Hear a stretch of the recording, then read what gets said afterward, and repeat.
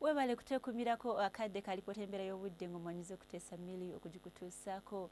Enkuba etonnya mu bitundu by'eggwanga ebitali bimu yadde ng'ebirala bikyafuna akasana okwaka nga mwetabiseemu n'ebire. Bwe tulasumulira ku Ssemugenzi akubiddwa ku Ssemazinga Africa, omukubo gw'enkuba gukyasaasanidde mu ggwanga lyattu Uganda nanneezo empewo eziva mu buvanjuba ziri ku ntanga zijja mu ggwanga lyattu y'enkuba ey'olwandagiza gitufuna wano ne wali. Ekyakumakya tusuubira okuzuuka n'enkuba nga bataddemu n'okubwatuka kw'eggulu okwebulungula ennyanja Nalubaale n'okuddira eyo ddala mu Bende naddala ebitundu ebyo nga mu Nakasongola bigenda kubeera n'akasana okwaka n'okubakubamu mu masekkati g'eggwanga lyattu.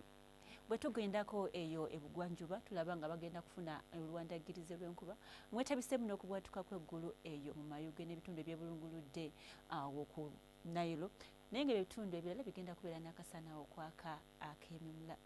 Bwe tugendako eyo mu bugwanjuba akasana kagenda kwakira ddala mu makya. Bwe tugendako eyo mu bukiikakkono bw'eggwanga lyattu ng'oggyeko eyo wansi tusuubirayo obukuba obutonotono naye ebitundu ebisigadde bigenda kuzuuka n'akasana okwememula.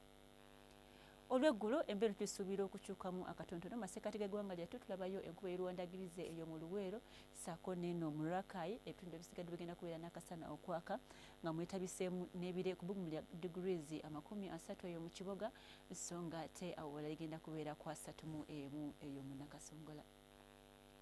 Bwe tugendako ebuvanjuba ab'eggulu tulabayo enkuba nga mwetabiseemu n'okubwatuka kw'eggulu eyo mu Kapchorwa naye ate ebitundu ebisigadde bigenda kubeera n'akasana okwaka n'okwakwamu diguli ligenda kubeera wakati wa 28 n'eyo mu 33. Bwe tugendako ebugwanjuba enkuba ey'olwandagiriza egenda kutonnya eyo mu Masindi okwebungulira awo ebitundu ebisigadde bigenda kubeera n'akasana okwaka nga mwetabiseemu n'ebire ebbugumu ligenda kubeera wakati wa 3 na 31.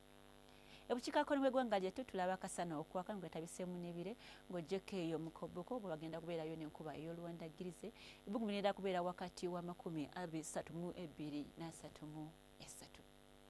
Gwe nasuubira okuvaako mu ggwanga lyattu ogenda mu bibuga ebituliraanye tugamba nti mu Asmara tugenda kubeera n'akasana okwememula nga n'ebbugumu ligenda ku degrees 26 ate bwe tugendako mu Dodoma ekyo kiri mu TZ kigenda kubeera n'ebbugumu lya degrees 30 n'akasana okwaka nga kakubakubamu so ate nga tugendako mu Jakarta tugenda kubeerayo n'enkuba ng'omwetabiseemu n'okubwatuka kw'eggulu ku bbugumu lya degrees 35. Stockholm akasana kagenda kwaka nga kalimu n'ekire ku bbugumu lya degrees 23 ate nga Windhoek bagenda kubeera ne degrees 27 era akasana kagenda kwememulira ddala.